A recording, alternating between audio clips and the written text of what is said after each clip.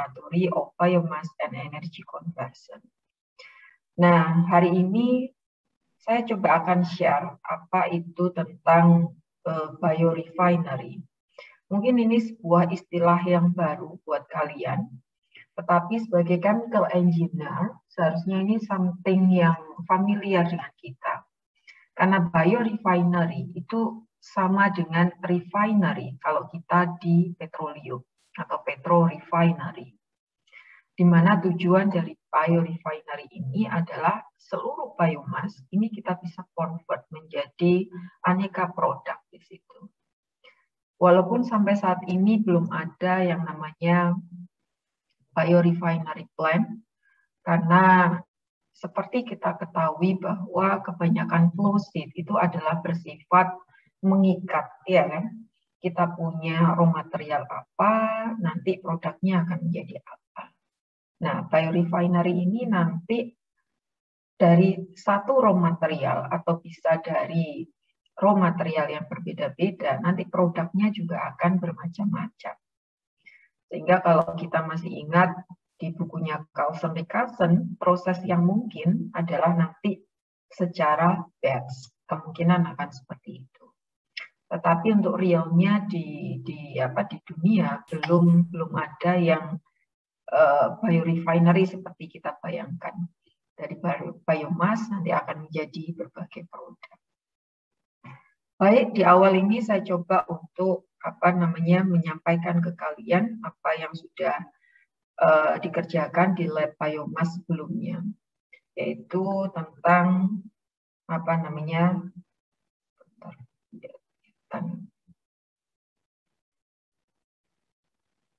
Nah, ini dapat kalian lihat, ini adalah tahapan yang sudah kita lakukan. Jadi kita punya berbagai macam biomass dan juga coal.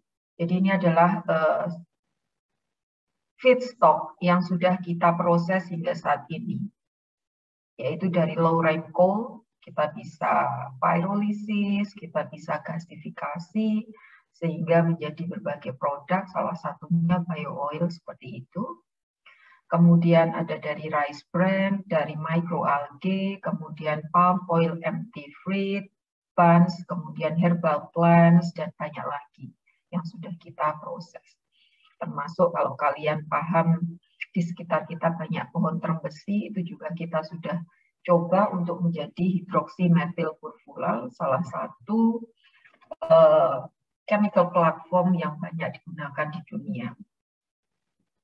Kemudian, selain kita bermain di dalam feedstock, maka kita juga mengembangkan proses dan konversi di sini. Dengan pendekatan yang kita bikin adalah secara biorefinery tadi. Harapannya tidak ada yang mubazir dari biomass tadi.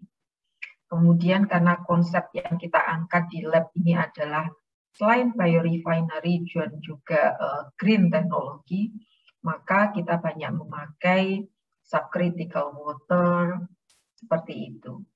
Thermochemical conversion ini adalah salah satu cara kalau raw material kita hanya tersusun dari selulose, hemiselulose, lignin, seperti itu. Maka tidak bisa kita gunakan kalau bahan bakunya seperti rice bran atau microalgae. Sehingga kita juga perlu pendekatan lainnya. Ya, jadi biasanya kalau kita bicara mengenai bio-based processing, itu biasanya akan ada sugar-based conversion, thermochemical-based conversion. Biasanya dua yang dipakai. Kalau bahannya benar-benar seperti palm oil empty fruit buns yang terdiri dari lignocellulosic material. Tetapi kalau dia terdiri dari makro compound lainnya, maka eman kalau kita gunakan thermochemical ataupun sugar-based conversion. Maka biasanya kita gunakan proses yang lainnya. Nah, di dalam pengembangan proses dan konversi biomass ini biasanya kita akan banyak dapat berbagai macam produk. Nah, produk ini perlu kita lakukan separation dan purification. Nah, seperti tadi yang Ibu sampaikan bahwa kita mengutamakan green teknologi di sini, maka kita gunakan ionic liquid, deep eutectic liquid, dan proses yang lainnya. Sehingga nanti di akhirnya kita akan punya berbagai macam produk, baik itu untuk aplikasi energi atau aplikasi yang lainnya di sini. Nah, di akhir ini memang di lab biomass banyak bermain untuk di food additive sama nutraceutical ataupun phytomedicine. Sehingga di akhir ini kita banyak mengembangkan mengenai self microemulsifying untuk drug delivery system. Kita juga bermain di nano encapsulated untuk bioactive compounds. Kita juga mengembangkan di green surfactant. Selain untuk bio oil juga kita masih kita jalankan. Ini adalah gambaran apa yang telah dilakukan di lab konversi biomasa, mungkin seperti itu. Ya, jadi tambahan yang terbaru adalah di bidang nanolipid seperti itu. Nah, di sini kalian bisa melihat mengenai peta ketahanan pangan Indonesia atau Indonesian Food Security Map. Nah, biorefinery ini mengapa sebenarnya sangat suitable untuk negara kita yang kepulauan seperti ini dengan berbagai macam biomass, karena biorefinery ini memang lebih condong untuk ke batch proses seperti itu. Karena nanti kita mengembangkan flow sheet yang fleksibel dengan raw material yang fleksibel dengan produk yang bermacam-macam seperti itu. Karena beberapa melihat negara kita yang kepulauan seperti ini, maka transportasi itu akan menjadi satu kendala yang sudah akan menghabiskan banyak uang di sana. Maka kita coba dekati mengembangkan teknologi yang sesuai untuk daerah masing-masing dengan biomass masing-masing seperti itu. Nah, salah satunya adalah padi di sini, karena kalau kalian lihat bahwa sejak zamannya Pak Harto itu ada salah satu kebijakan bahwa semua lahan itu wajib ditanami padi saat itu, karena Indonesia ingin menuju swasembada padi. Sehingga kalau kalian lihat hingga ke daerah timur-timur pun itu pasti ada lahan beras seperti itu, lahan padi seperti itu. Karena kita memang lewat peraturan pemerintah bahwa saat itu istilahnya kita sebut sebagai berasisasi, bahwa semua daerah itu wajib untuk menanam padi di sini. Walaupun kalau kalian lihat di sini masih mostly adalah di Jawa, karena memang Jawa ini adalah daerah yang paling cocok untuk tanaman padi. Kalau kalian lihat di Irian, kalian lihat tidak terlalu banyak tanaman padi. Kemudian di daerah dekat Gorontalo ini, sebentar. Nah, kalau kalian lihat di sini masih ada tanaman padi. Di Nusa Tenggara ini masih ada tanaman padi, ya kan? Kemudian di Pulau Sumatera ini juga ada beberapa tanaman padi seperti itu. Nah, karena proyek pemerintah saat itu, maka hingga sekarang kita sudah terbiasa kalau tidak makan nasi itu tidak enak. Ya. Oleh karena itu juga menyebabkan Indonesia adalah penghasil padi terbesar nomor 3 di dunia, setelah Cina dan India. Namun sayangnya kita juga importir beras nomor 1 di dunia. Karena sudah terbiasa bahwa kalau tidak makan nasi itu tidak kenyang. Ya, walaupun itu mungkin mindset ya, karena kalau kita lihat dari nilai kalori, banyak sumber karbohidrat lainnya yang dihasilkan oleh di tiap-tiap daerah yang berbeda seperti itu. Kita ada beberapa daerah yang terbiasa jagung, singkong, kemudian polopendem yang lainnya, dan semua itu adalah sumber karbohidrat, termasuk biasanya papeda kalau di daerah Papua seperti ini. Namun karena sudah sudah sejak tahun 70-an kita sudah terbiasa dipaksa untuk makan nasi, maka itu sudah akan menjadi lifestyle kita, bahwa 3 kali sehari kita akan makan nasi. Kalau tidak nasi, maka kita akan merasa belum makan, seperti itu. Nah, oleh karena itu Indonesia menjadi importir nomor 1 di dunia. Ya, zamannya Pak Harto dulu kita masih swasembada, kita masih ngirim beras ke negara yang lain, tapi sekarang walaupun kita penghasil nomor 3, kita tetap importir nomor 1. Mungkin seharusnya nanti ke depan bisa untuk dikurangi. Nah, sayangnya juga walaupun kita adalah penghasil padi terbesar nomor 3 di dunia, kita tidak punya produk turunan daripada padi. Ya. Padahal akan banyak produk turunan yang nanti akan Ibu terangkan selanjutnya. Nah, ini adalah kalau kita lihat terkait dengan map of the distribution of paddy production. Tadi kalian bisa melihat peta ketahanan pangan. Maka kalau di sini adalah peta sebaran produksi padi. Ya. Ini kalau berdasarkan data tahun 2018, karena Ibu belum mendapatkan data yang terbaru sehingga kita pakai data ini. Nah, dari sini kita bisa tahu mengenai berapakah paddy production yang diproduksi di masing-masing daerah.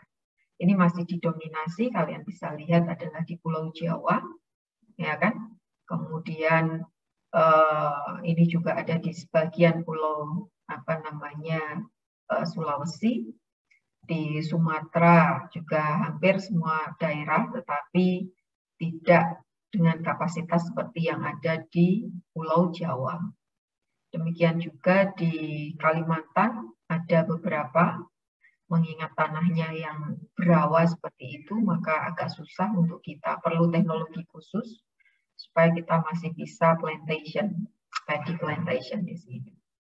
Tetapi kalau kalian lihat, ini sangat minim saat itu. Tetapi di beberapa tahun yang baru ini, kita lihat cukup besar-besaran untuk paddy plantation di daerah Papua seperti ini.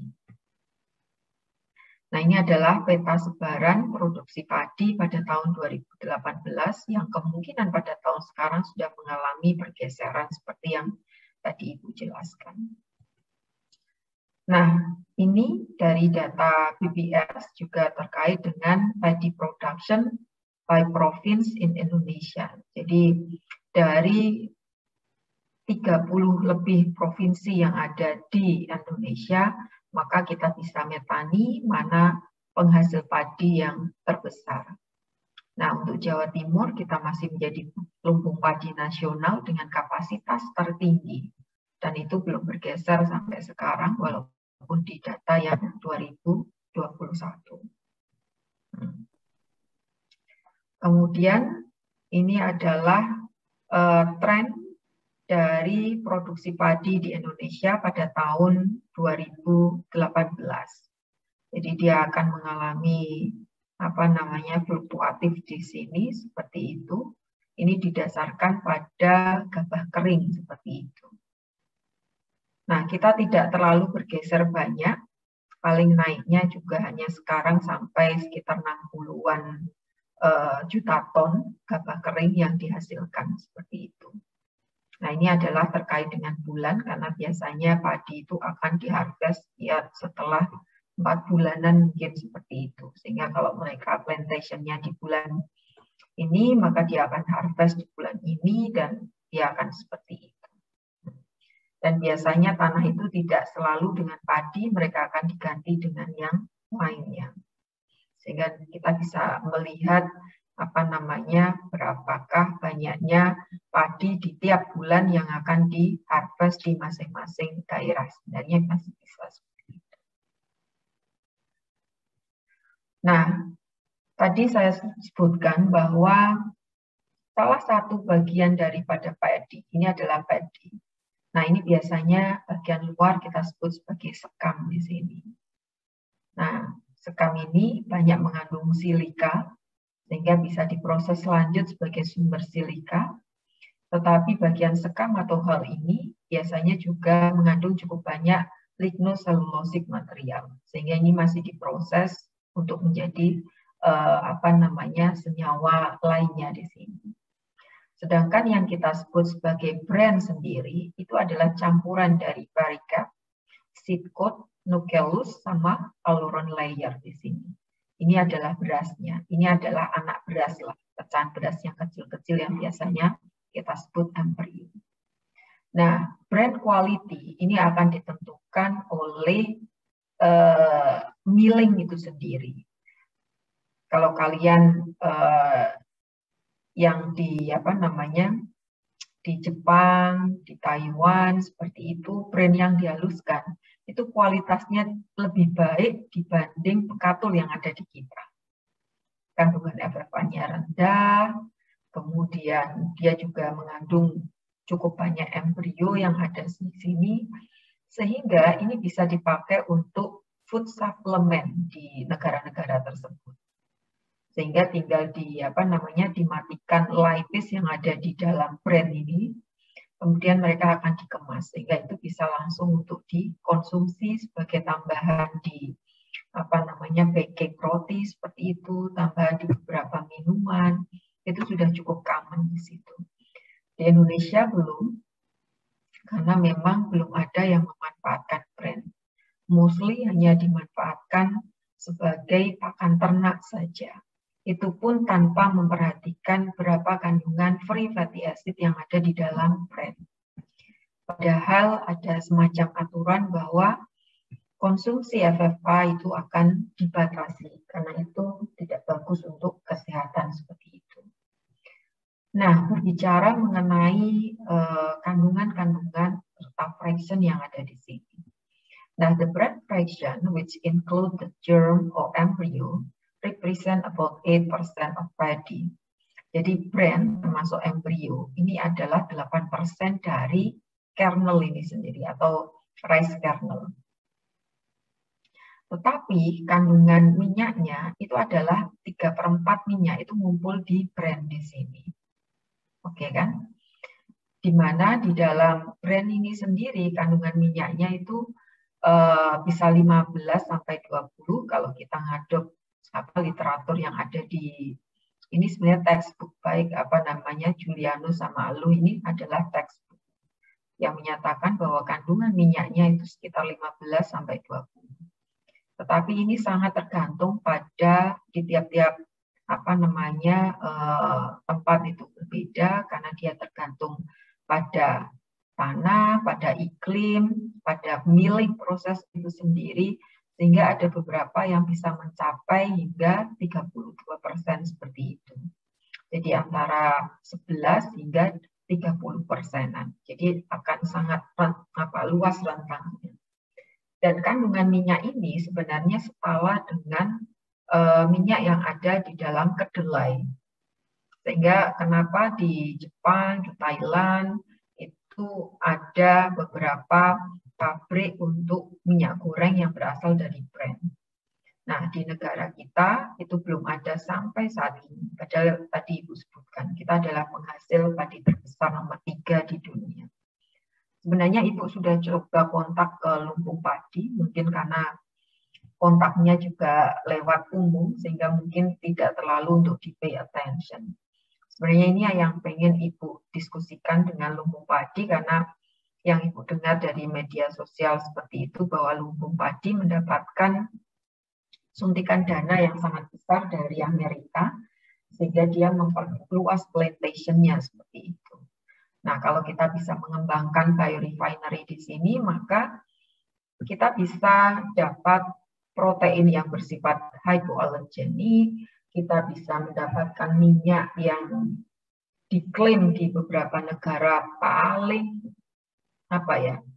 ini setara dengan olive oil, karena dia komposisi fatty acid-nya itu balance antara yang saturated dengan yang unsaturated. Nanti Ibu coba jelaskan itu semuanya. Sehingga kalau seandainya dari data yang tadi Ibu sampaikan, kalau kita harvest semuanya, maksudnya kita utilize semua minyaknya, itu kita masih mendapatkan hampir 1 juta ton per tahunnya seperti itu. Namun masih sia-sia karena belum dimanfaatkan. Nah, ini tadi Ibu sampaikan mengapa rice bran ini bernilai lebih seharusnya. Namun kendalanya adalah rice bran ini. Jadi saat proses milling, lipase itu akan terkonsentrasi di dalam rice bran. Dan lipase ini dia yang akan menghidrolisa minyak yang ada di dalam jejak padi. Akibat proses hidrolisis ini, maka dia akan berubah. Jadi dia akan terhidrolisa menjadi free fatty acid. Sehingga kalau kalian cium baunya rice bran yang fresh baru dimiling sama yang kalian beli di pasar ya untuk pakan ternak ayam kalian itu, maka baunya berbeda. Jadi kalian akan mendapatkan bau yang tengik seperti itu. Itu berarti free fatty acid-nya sudah tinggi. Nah, ini kalian bisa lihat di tabel 1 ini perbandingan berbagai macam bran. Rice bran, wheat bran, corn bran, barley bran, rye bran, oat bran, sorghum bran, sama millet bran. Ini kandungan proteinnya untuk rice bran itu mencapai hingga 16%. Dibanding dengan wheat, dibanding dengan corn, barley, dan yang lainnya, ini jauh lebih tinggi. Ya kan? Kemudian fat-nya tadi yang Ibu katakan sebagai minyak tadi, ini mencapai 20%. Nah, kalian bandingkan dengan yang lainnya, ini sumber fat yang cukup besar juga. Dari sisi fiber juga tinggi dibandingkan brand yang lainnya. Walaupun dari sisi karbohidrat dia lebih rendah, berarti kan dia dipakai mengandung banyak protein, fat, gitu. Ya kan? Kemudian dia juga mengandung berbagai macam mikrokomponen seperti kalsium, magnesium, fosforus, silika, dan sebagainya di sini. Ya kan? Nah, dari komposisi inilah kita nanti akan mencoba mana yang bisa kita proses lebih lanjut di sini.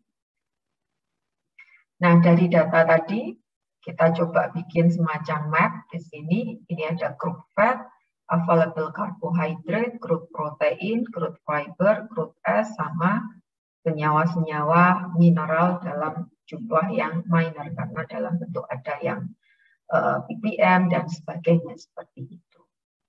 Nah, di kesempatan ini karena di Indonesia itu tadi sudah Ibu katakan bahwa pada proses milling tadi, maka lipase itu akan terkonsentrasi, terikut di dalam rice bran.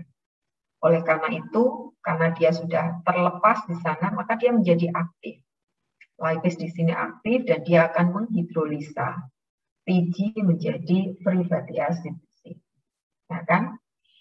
Nah, oleh karena itu, maka kalau kita mau proses dia menjadi minyak goreng, tanpa ada pretreatment ataupun pabrik ini dekat dengan plantation, maka itu menjadi hal yang mustahil.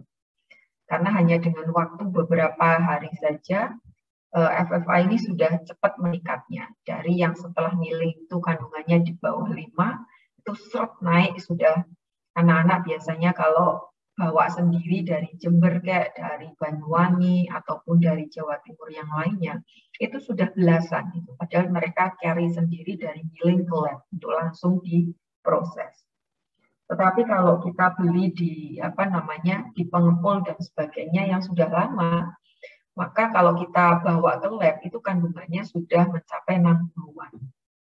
Nah, kalau seperti itu maka tidak visible kalau kita jadikan sebagai edible oil. Yang mungkin adalah kita ubah dia menjadi biodiesel. Itu yang kita lakukan di lab. Nah, ini dari kalau kalian lihat mengenai komposisi daripada crude rice bran oil tadi. Ya, di fat tadi biasanya dia akan terdiri kita sebut sebagai saponifiable lipids, yaitu senyawa-senyawa yang bisa kita saponifikasi dan unsaponifiable lipids, yaitu senyawa-senyawa yang tidak bisa kita saponifikasi. Saponifikasi ini berarti dia nanti kalau kita tambahkan pasta, dia bisa membentuk semacam sup di sini. Makanya kita sebut saponifiable lipids di sini.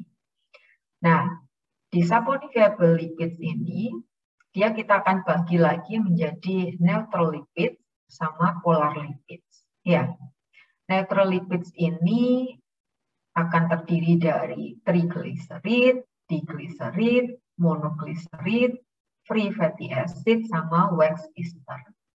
Nah, polar lipids ini berarti dia akan binding dengan senyawa lainnya. Sebenarnya juga ada sphingolipid dan sebagainya, tetapi kandungan yang ada di dalam crude rice bran oil ini cukup sedikit.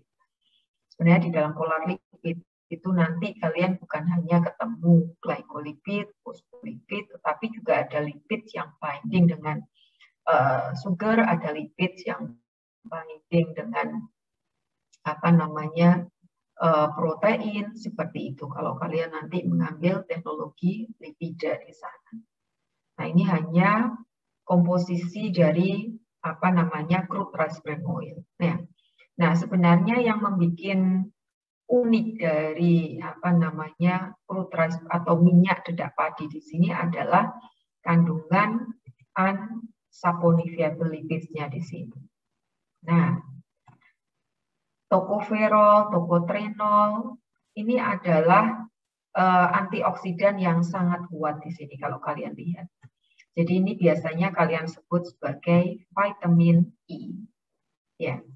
Kalau yang cewek-cewek biasanya suka minum vitamin E, itu biasanya terdiri dari alpha tocopherol di sini.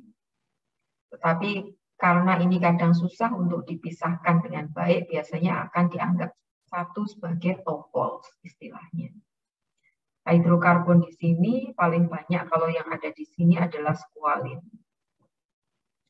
Squalene ini biasanya dipakai di dalam pharmaceutical ataupun kosmetik yang diambil di dalam hiu.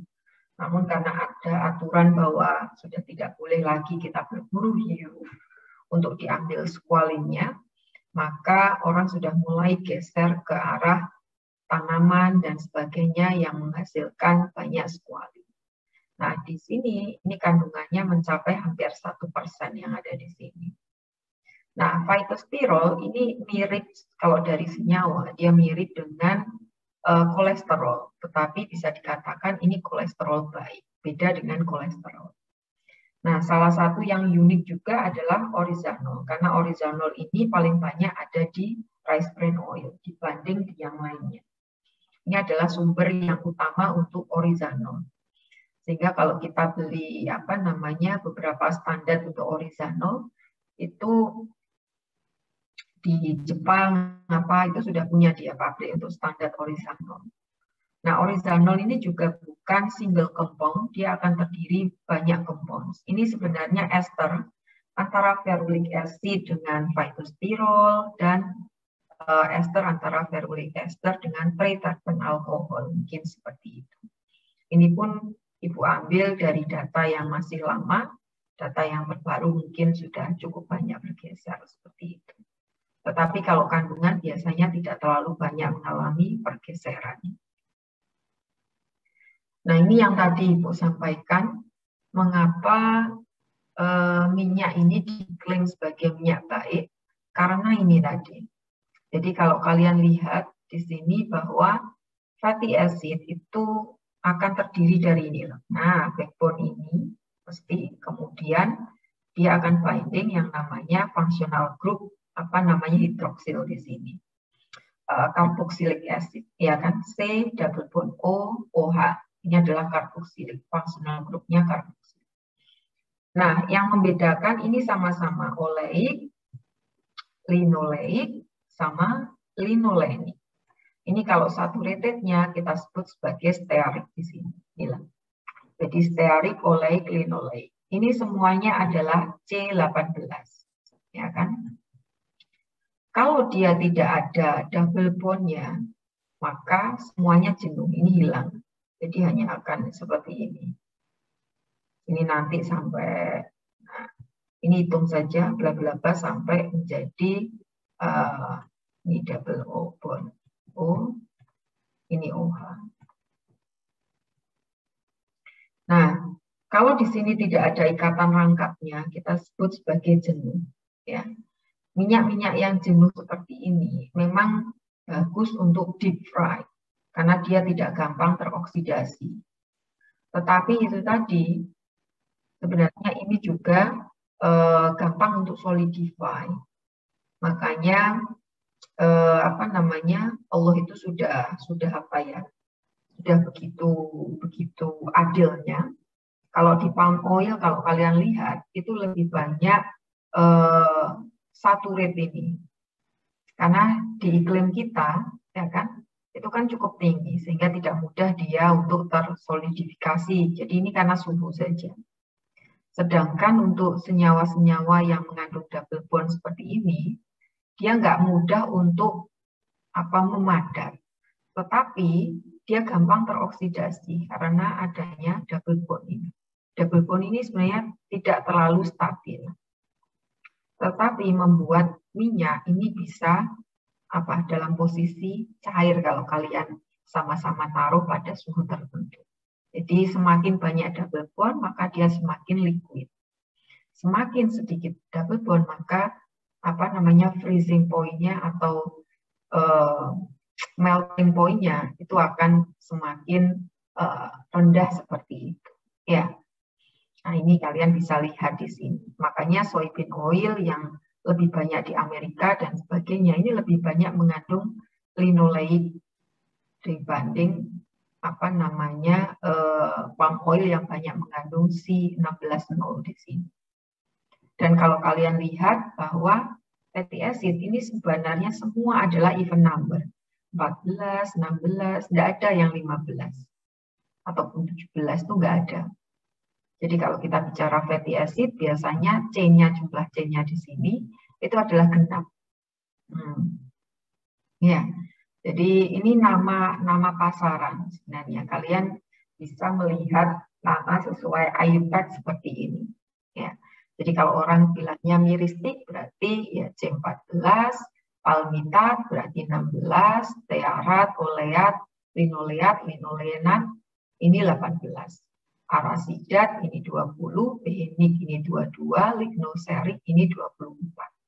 Ya, jadi jarang di dalam minyak itu yang mempunyai odd number, itu jarang.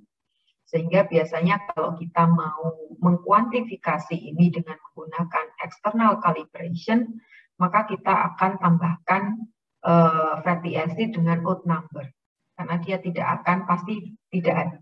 Jadi odd number itu tidak ada di alam, jarang sekali. Bisa dimengerti ya. Nah, kalian bisa lihat di sini bahwa rice bran oil itu mempunyai komposisi yang dinilai paling preferable untuk kesehatan, karena ini tadi dia mengandung double bond, tetapi jumlah double bond bukan yang banyak seperti di soybean oil. Biasanya di soybean oil itu C18-2, 18-3. Tapi di kita lebih banyak di di dedak padi itu 18-1. Sehingga dinilai ini lebih bagus untuk kesehatan.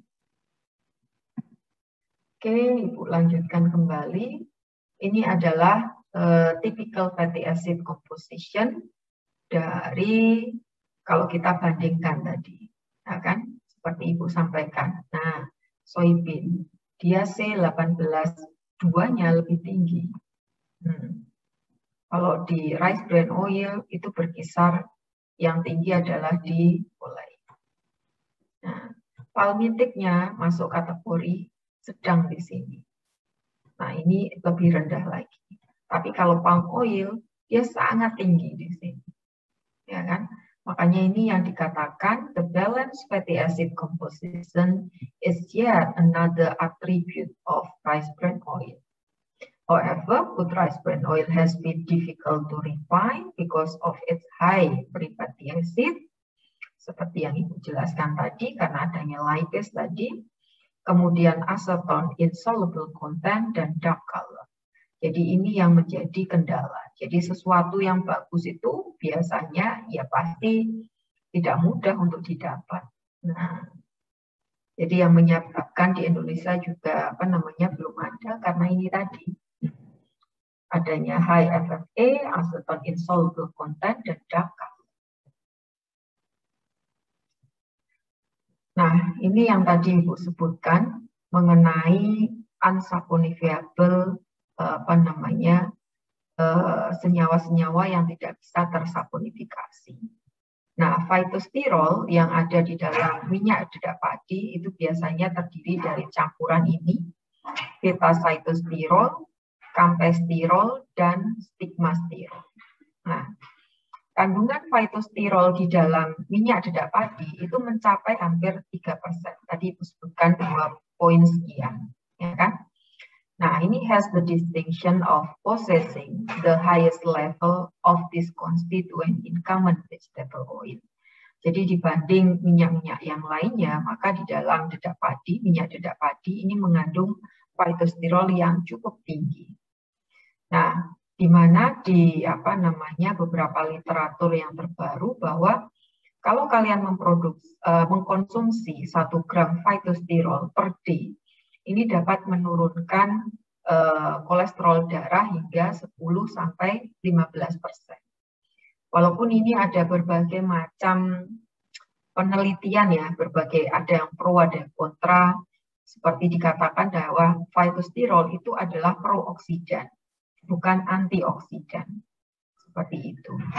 Kemudian efeknya terhadap blood kolesterol juga tidak terlalu tinggi. Nah, next-nya Ibu akan tadi menjelaskan mengenai salah satu bioactive compounds yang kita sebut sebagai squalene di sini. Ya, ini adalah structure daripada squalene sehingga Ibu katakan masuk kategori hidrokarbon di sini karena dia hanya terdiri dari C dan H saja di sini. Ya, dia tidak mengandung O di dalam senyawa ini. Ya. Ini adalah struktur, dua-duanya akan sama, tetapi umumnya dia dalam bentuk yang seperti ini. Ini kalau kita stretch panjang, dia akan jadi seperti ini.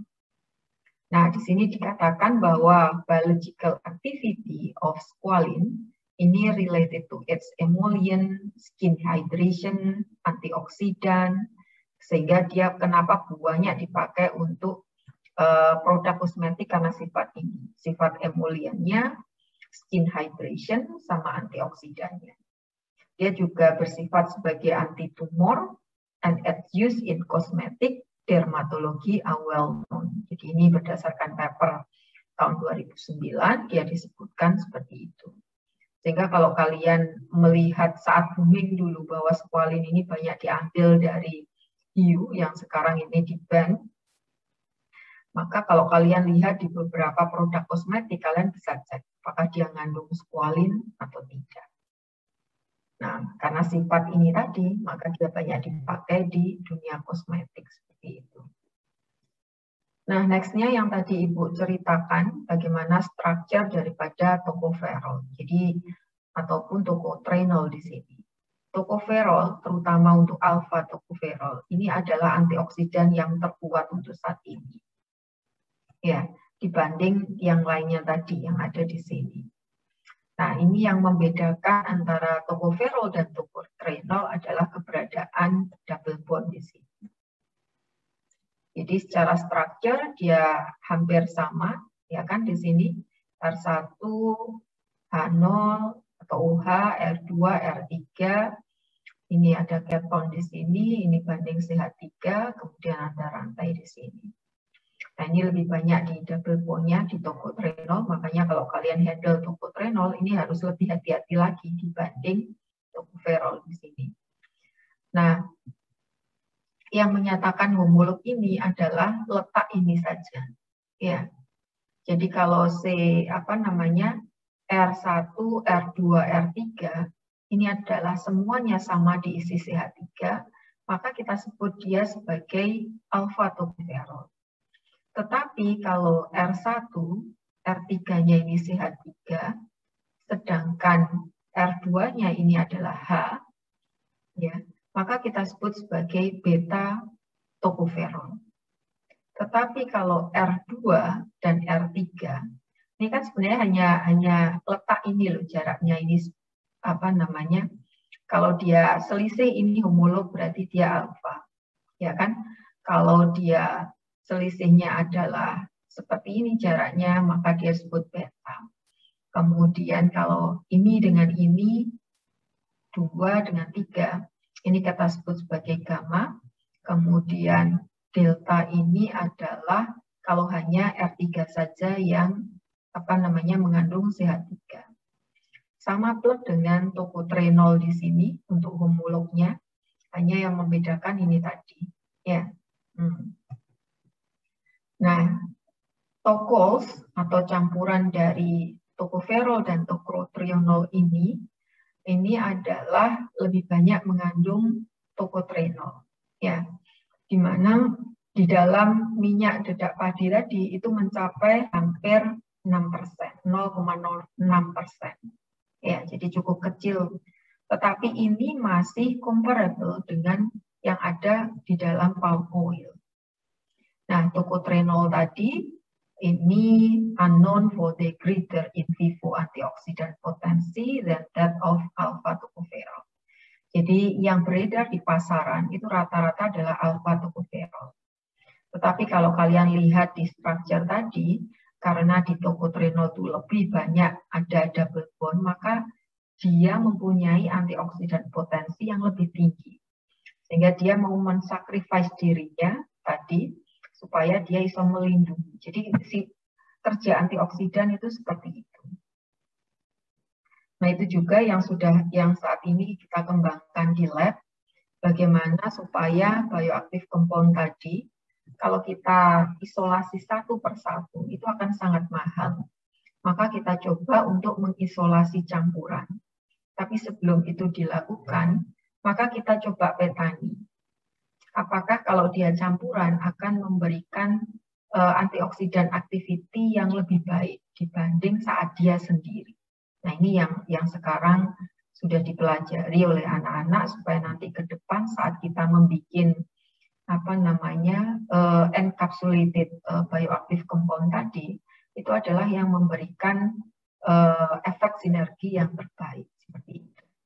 Nah, ini adalah apa namanya manfaat yang lainnya, immunomodulation, anti-platelet aggregation, anti-trombotik, anti-cancer, seperti itu. Jadi kalau kita ketahui bahwa hampir semua antioksidan itu nanti akan bersifat sebagai anti-cancer. Nah, ini yang tadi Ibu sebutkan, senyawa bioactive compound yang unik di dalam rice bread oil kita sebut sebagai gamma oryzanol di sini. Gamma oryzanol ini sebenarnya ada lebih dari 10 senyawa dalam gamma oryzanol itu. Jadi campuran lah. Tetapi dari campuran itu kita bisa petani setidaknya ada 4 senyawa yang umum di sini. Yang tadi Ibu sebutkan bahwa ini adalah binding ester antara ferulic acid, makanya di sini disebut ferulit, ya. Maka ferulic acid binding dengan membentuk ester dengan beta cytosterol kita sebut sebagai cytosteril ferulit. Ini campesteril ferulit. Kalau dia binding dengan metilen sikloaltanil kita akan sebut seperti ini. Kalau dia banding dengan artenil kita sebut seperti ini. Biasanya yang terbanyak itu ini sama ini. Itu yang 4 senyawa yang major di dalam gamma oryzanol. Nah, oleh karena ini disebut bahwa oryzanol adalah campuran atau ester dari ferulic acid dan triterpenoid alkohol. Jadi kandungan oryzanol di dalam minyak dedak padi ini tadi comparable dengan gamma oryzanol dengan phytosterol mencapai 1-3%. Nah, ini adalah bisa kita manfaatkan sebagai hypocholesterolemic agent. Jadi Jadi dia bisa menurunkan kadar LDL di dalam darah. Jadi kalau kolesterol itu kita bagi biasanya menjadi HDL sama LDL. HDL itu dikatakan sebagai kolesterol baik, sedangkan LDL kolesterol jahat. Nah, kolesterol jahat ini dapat diturunkan dengan konsumsi orizanol ini. Maka di beberapa penelitian ibu yang terbaru yang terkait dengan drug delivery system atau sistem penghantar obat, kita coba supaya gamma orizanol ini bisa substitute ataupun mungkin replace obat kolesterol yang sekarang umum dipakai yaitu simvastatin. Tetapi sama dengan simvastatin, dia mempunyai sifat yang larut di dalam air itu hampir kecil sekali. Sehingga disebut bioavailability daripada simvastatin itu hanya 5% saja.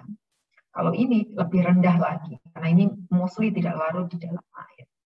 Sehingga kita coba dengan metode microemulsion untuk meningkatkan bioavailability daripada gamma orizanol ini, yang harapannya dia nanti bisa substitute ataupun kita combine dengan simvastatin atau ini sendiri seperti itu sebagai obat anti kolesterol ini tadi. Nah, ini adalah yang tadi Ibu sebutkan bahwa di dalam biorefinery yang terintegrasi tadi ini, ya kan? Maka biomass feedstock ini bisa jadi kalau lignoselulosik ya bahannya lignin, selulus, hemiselulus. Kalau kita punya yang senyawa lainnya biasanya dia juga mengandung ya lignin, ya selulus, ya starch, ya protein, ya oil seperti ini. Jadi senyawa-senyawa nanti kita bedakan, tapi mungkin secara general kita bisa sebut dia sebagai biomass feedstock. Nah, harapannya ini nanti dengan biorefinery yang terintegrasi, kita bisa punya banyak produk, bisa dalam bentuk food dan feed, kita bisa punya bioenergi, ya kan di sini. Misalnya tadi yang kontrol pyrolysis, ini berarti kita pakai pendekatan thermochemical, kita bisa punya banyak senyawa di sini, ya kan? Kalau kita proses fermentasi, maka kita nanti akan dapatkan gula sederhana. Gula sederhana ini tergantung kita mau proses dia menjadi next-nya apa. Kalau nanti kita jadikan etanol juga bisa, kita mau jadikan dia lactic acid, succinic acid, furfural, glucofanic acid, bahkan untuk aromatik yaitu vanilin yang berasal dari lignin. Jadi ini adalah gambaran biorefinery yang terintegrasi dari biomass feedstock untuk mendapatkan berbagai macam produk di sini. Nah, ini sebenarnya mimpi banyak peneliti di dunia supaya nanti kita punya integrated biorefinery dengan berbagai macam produk ini tadi. Ya kan? Sehingga nanti kita tidak tergantung pada minyak bumi, kita tidak tergantung pada gas, seperti itu, bahkan ke batu bara seperti itu. Ini mimpi dari banyak peneliti termasuk Ibu ya. Nah, ini kalau dari senyawa yang tadi Ibu sampaikan, maka ini adalah skematik of the process untuk converting rice bran raw material to industrial biofuel and industrial byproduct seperti ini. Jadi kalau kita ambil minyaknya, maka kita akan punya defatted rice bran yang kaya akan karbohidrat, protein, phytate, fiber, dan sebagainya. Nah, karbohidrat nanti ini, karena dia terdiri dari selulus, hemiselulus, lignin, starch, dan kawan-kawan ini, maka ini kita bisa proses lebih lanjut menjadi berbagai macam produk seperti yang tadi Ibu jelaskan. Kemudian kita juga bisa menghasilkan protein yang bersifat hypoallergenic. Kemudian yang dari minyaknya saja kita bisa menghasilkan gums, wax ester, oil, bioactive compound tadi untuk berbagai aplikasi. Oil ini bisa kita larikan untuk food, ya kan? Protein di sini kalau masih campuran yang lain bisa kita arahkan untuk feed. Karbohidrat ini bisa untuk chemical, macam-macam chemical seperti ini bisa untuk pharmaceutical. itu hanya dari rice bran-nya saja. Ya. Nah, ini adalah kalau kita bicara mengenai principle of green chemistry. Jadi green chemistry itu, apa yang kita sebut green chemistry, itu adalah kita mencegah waste prevention. Maka dari biorefinery approach, harapannya kita akan mengurangi waste di sini. Kemudian less hazardous chemical synthesis, karena kita tidak gunakan chemical catalyst seperti itu, yang berarti juga kita akan saver solvent. Kita akan menggunakan renewable feedstock, itu sudah masuk di dalam green chemistry. Ini katalisis juga kita bisa menggunakan biokatalisis, kemudian real-time pollution prevention. Otomatis kalau kita menggunakan yang renewable feedstock, maka kita bisa katakan bahwa ini akan dia akan menghasilkan mungkin CO2 dan sebagainya. Tetapi ini nanti juga akan dikonsumsi oleh plant ini sendiri, sehingga nanti secara cycle dia akan kembali lagi. Sehingga ini bisa kita katakan real-time pollution prevention. Kemudian ini yang pelajari tentang atom ekonomi, designing safer chemical, design for energy efficiency, reduce derivative, design for degradation, safer chemistry for accident prevention. Ya, jadi dari sini dan ini semuanya ini adalah principle of green chemistry. Nah, ini adalah Ibu akan share salah satu pekerjaan yang sudah publish di Renewable Energy tentang non-katalitik sebenarnya. Tapi di sini Ibu katakan bahwa catalytic and non-catalytic biorefinery processes to produce biofuels and chemical from agricultural case di sini. Nah, tadi Ibu katakan bahwa Indonesia adalah penghasil padi terbesar nomor 3 di dunia dengan produksi mencapai 6 juta ton per tahunnya. Ya. Kemudian ini adalah sudah Ibu jelaskan semuanya di sebelumnya, mengapa kita tidak ada seperti itu. Nah, ini adalah Ibu lakukan non-katalitik. Jadi katalisnya kita ganti menggunakan CO2. Jadi CO2 saat ketemu dengan subcritical water, CO2 ini kan akan ada yang terlarut di dalam air. Nah, air ini akan terdisosiasi pada kondisi tersebut. Ya. Nah, ini nanti akan juga, jadi ini ketemu ini nanti akan menjadi HCO3- terurai lagi menjadi H+ dan kawan-kawan seperti itu. Nah, ini yang akan membuat pada kondisi subcritical pH daripada air ini mendekati 3. Jadi kalau pH pada kondisi air real ini kan sekitar normal ya, 7, mungkin 6 sampai 7, tetapi kita bisa tuning dengan memanfaatkan sifat air dan juga CO2 ini hingga menjadi sekitar 3. Nah, ini adalah effect of pressurizing gas on oil recovery. Jadi kita tidak perlu ekstraksi seperti pada umumnya dan sebagainya. Kita juga tidak menggunakan katalis. Proses ini maka dia tidak sensitif terhadap FFA dan juga tidak sensitif terhadap air. Jadi novelty daripada publikasi ini adalah seperti itu. Demikian juga di sini kalian bisa cek berapa banyaknya oil recovery, flame yield, konten, FM konten, dan FFA konten yang ada di sini.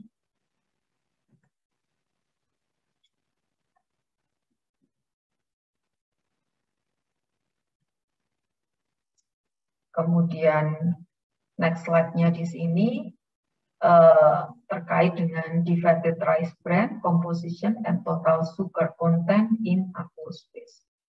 Jadi selain novelty yang tadi Ibu sebutkan, ini juga kita ingin satu proses kita punya banyak produk. Ya, di water phase-nya kita harapkan bahwa akan terkandung gula sederhana seperti itu, yang nanti antara water phase sama organic phase ini mudah untuk dipisahkan, dan nanti di water phase-nya gula sederhana nanti bisa kita proses lanjut, tergantung kita mau jadikan dia sebagai situ atau apa nanti, seperti yang tadi Ibu jelaskan. Ini adalah pengaruh waktu reaksi pada pengurangan berat dibanding divided rice bran di sini. Ya. Sehingga ini inline bahwa divided rice bran yang terdiri dari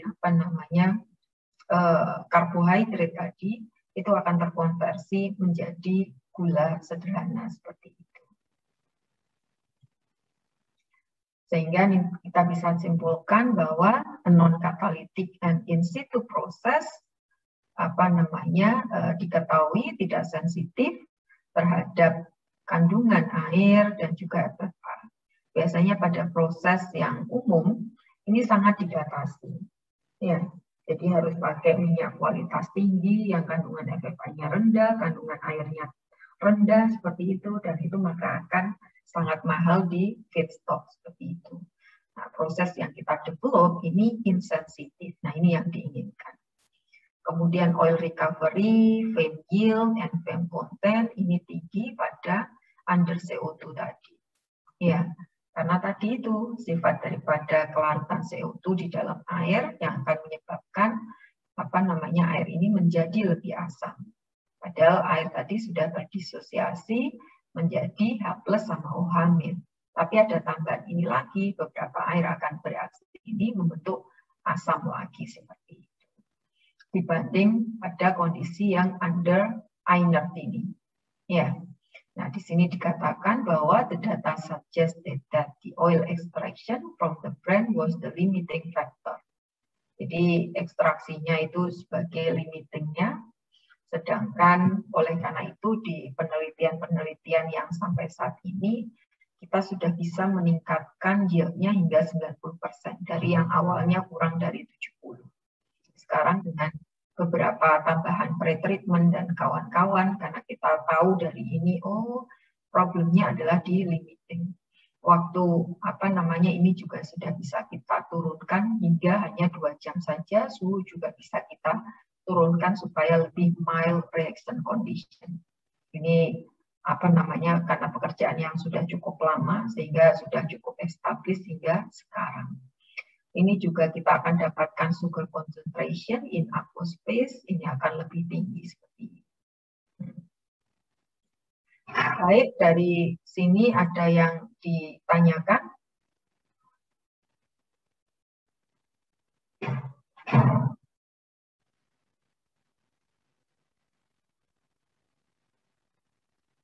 Masih belum ada, Bu.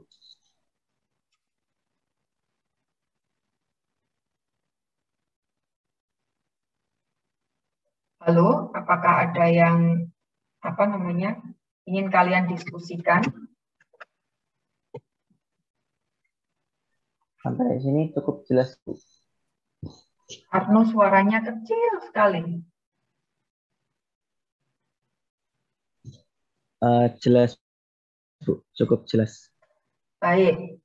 Kalau semuanya cukup jelas, di dalam My Classroom, Ibu sudah tulis bahwa ada satu tugas yang nanti akan kalian kumpulkan di Jumat minggu depan. Ya. Terkait tugas itu, apa ada yang ditanyakan?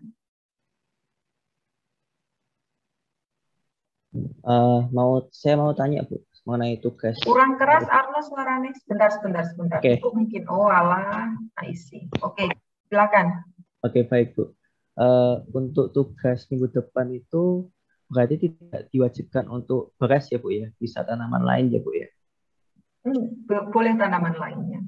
Oh gitu, jadi bebas ya Bu ya tanamannya? Jadi itu bukan hanya itu ya, jadi ini biomass apapun, grass itu juga biomass. Jadi istilah biomass itu cukup luas ya, jadi kalian bisa dari tanaman apapun. Di situ sudah Ibu kasih clue ya, boleh dari Indonesia, boleh dari luar Indonesia, Karena di situ hanya untuk memberikan gambaran sebenarnya tanaman-tanaman potensial apakah yang nanti bisa kita convert menjadi energi seperti itu. Ya, ada cukup banyak di sini. Ini adalah Ibu share semuanya adalah yang sudah Ibu kerjakan. Di next week Ibu akan mungkin next week akan presentasikan saat Ibu ngisi GLS, mungkin seperti itu. Bentar.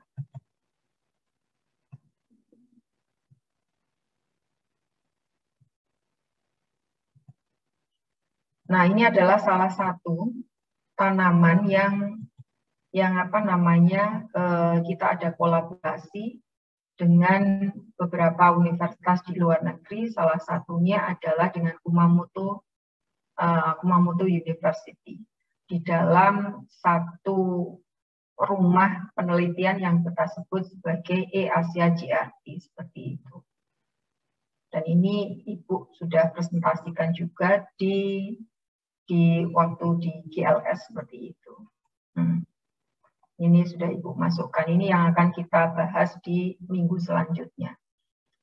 Jadi apa yang Ibu presentasikan di sini adalah semuanya yang sudah kita kerjakan. Karena di sini adalah lab-based education. Jadi pembelajaran berbasis lab tadi.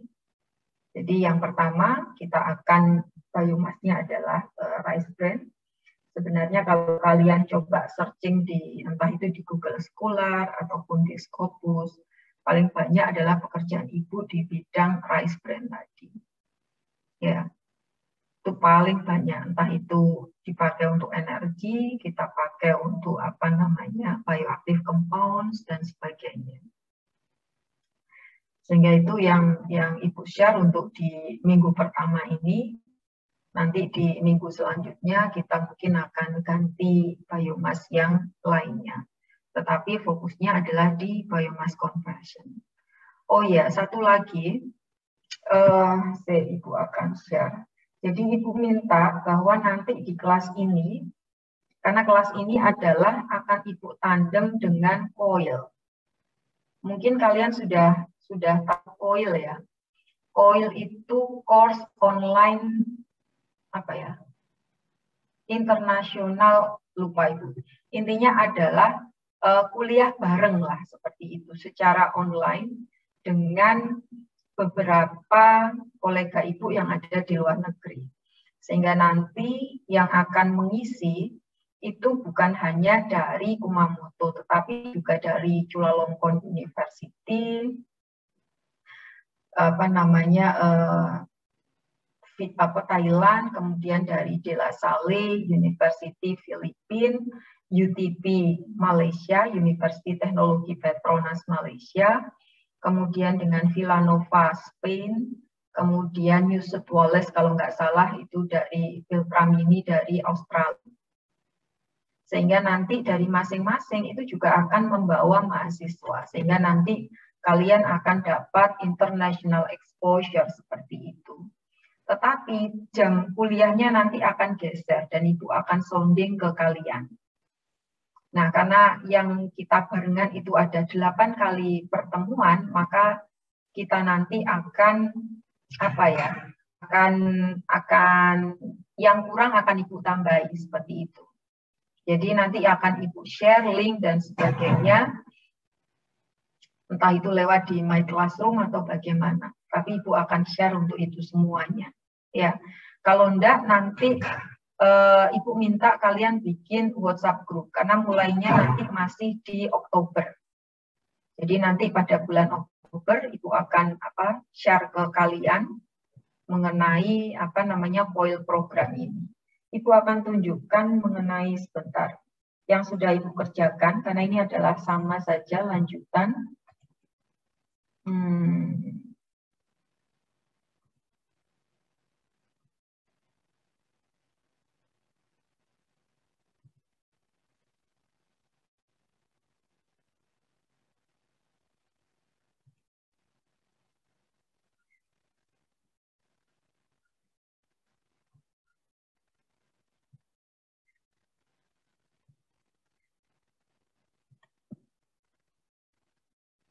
Nah, ini Ibu share, ini nanti yang dari Kumamoto, ya, diisi oleh Kitain Sensei seperti ini. Jadi dia adalah profesor di Multidisciplinary Global Education. Dia satu lab dulunya dengan Kida Sensei, tetapi mungkin sekarang dia sudah pindah tidak di applied chemistry, tetapi di tempat yang lainnya.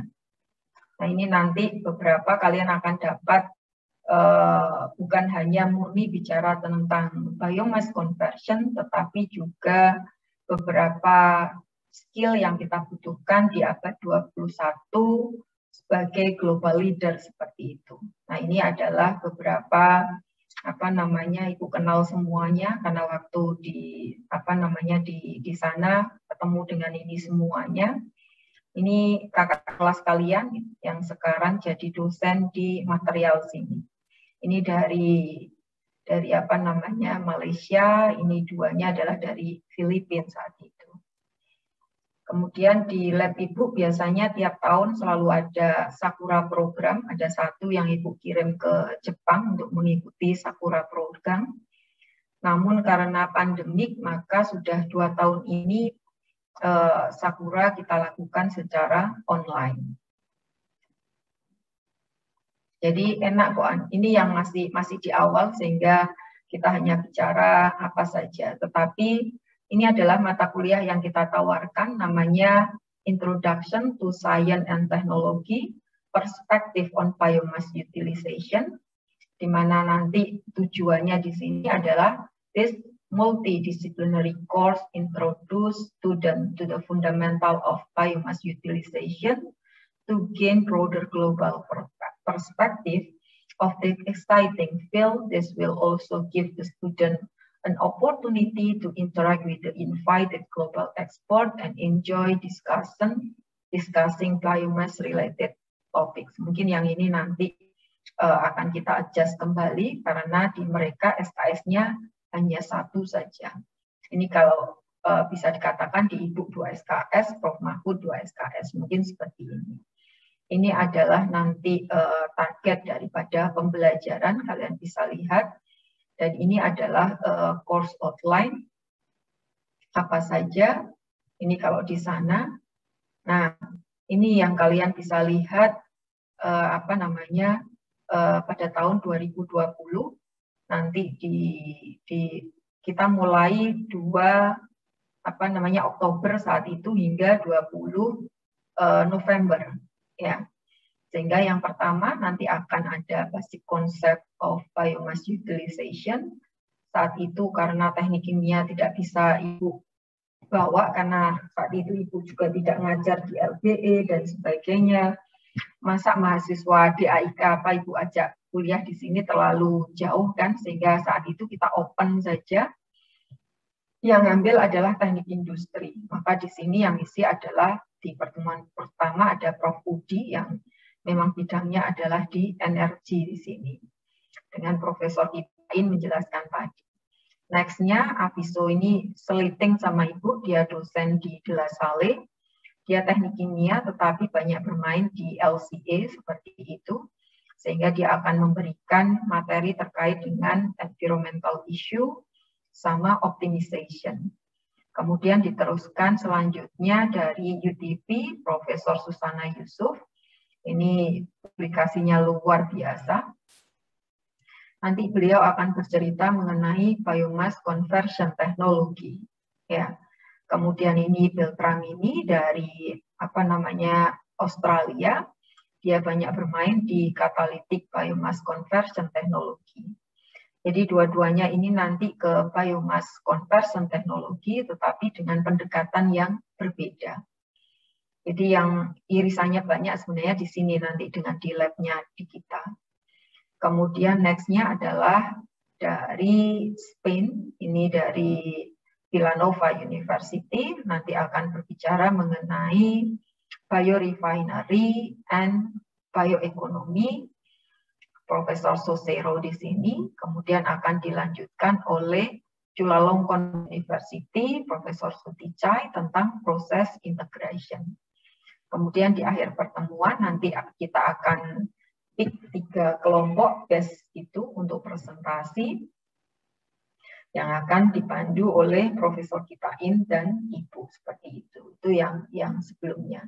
Mungkin yang nanti, cuman ini jadwalnya yang waktunya Jumatan dan itu tadi. Makanya nanti Ibu akan tetap share videonya, jadi kalian bisa join kelas, nanti waktunya Jumatan kalian bisa leave kelas. Kalau sudah selesai Jumatan dan kelas masih berlangsung, kalian bisa join lagi. Makanya nanti Ibu minta untuk dibikin WAG supaya nanti pas ini dimulai Ibu bisa sounding ke kalian.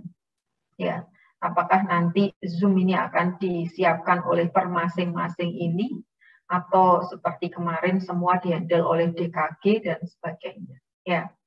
Sehingga nanti kalian akan blend dengan berbagai mahasiswa. Yang sekarang pengennya nanti dari Aviso juga akan bawa mahasiswa, Kitain juga akan mahasiswa, Susana ini juga akan bawa mahasiswa, Beltramini, Susero, Sutrica, ini semua akan bawa mahasiswa. Sehingga kalian akan berkomunikasi bukan hanya dengan dari Kumamoto, tetapi juga dari De La Salle, dari Malaysia, dari Australia, dari Spain, dan dari Chulalongkorn. Tambahan terbaru, nanti akan ada satu profesor lagi dari Chulalongkorn University yang lebih muda dari Suticai. Nah, ini kemarin materi yang akan disampaikan ada environmental issue associated with biomass utilization, optimization of biomass supply chain. Dia ahli banget di supply chain, sehingga nanti kalian bisa dapat gambaran pada supply chain itu apa saja sih yang diperhatikan, sehingga nanti dari situ kita bisa decide mana teknologi yang paling sesuai, biomass yang sesuai untuk negara kita. Kemudian di Susana Yusuf kemarin banyak berbicara mengenai aneka raw material, produk, dan proses. Sedangkan yang Beltramini ini adalah biofuel and biochemistry synthesis, tetapi dengan menggunakan katalis. Kemudian Susero tadi yang seperti Ibu sampaikan, dia banyak bermain di biorefinery juga. Kemudian Sutica ini adalah, dia banyak memakai katalis juga di sini. Integration of biorefinery to existing process, included biofuel synthesis and hydrogen production kemarin. Kemudian nanti baru kita lakukan work up and final presentation atau kita sebut. Jadi enak sih kuliahnya di sana, nggak terlalu berat. Ya, jadi nanti itu yang Ibu bisa sampaikan. Ini beberapa dari Queensland, dari Queensland yang Beltram ini di sini. Kemudian ini Sutica, ini Profesor Susana Yusuf. Nah, ini masih seumuran ini dengan Ibu yang Aviso ini. Nah, ini nanti materi seperti itu. Itu yang bisa Ibu sampaikan supaya nanti kalian bisa join di kelas tersebut. Baik, mungkin jika tidak ada lagi pertanyaan, Ibu akan akhiri. Jangan lupa kalian mencari literaturnya. Kalian bikin dalam bentuk PPT ya, yang kalian submit. Karena nanti akan Ibu pilih acak dan Ibu minta untuk presentasi seperti itu. Sehingga nanti tidak hanya dari versi Ibu saja, tapi bisa dari versi kalian. Baik, sampai di sini. Jika tidak ada lagi, Ibu akan akhiri. Assalamualaikum warahmatullahi wabarakatuh. Waalaikumsalam.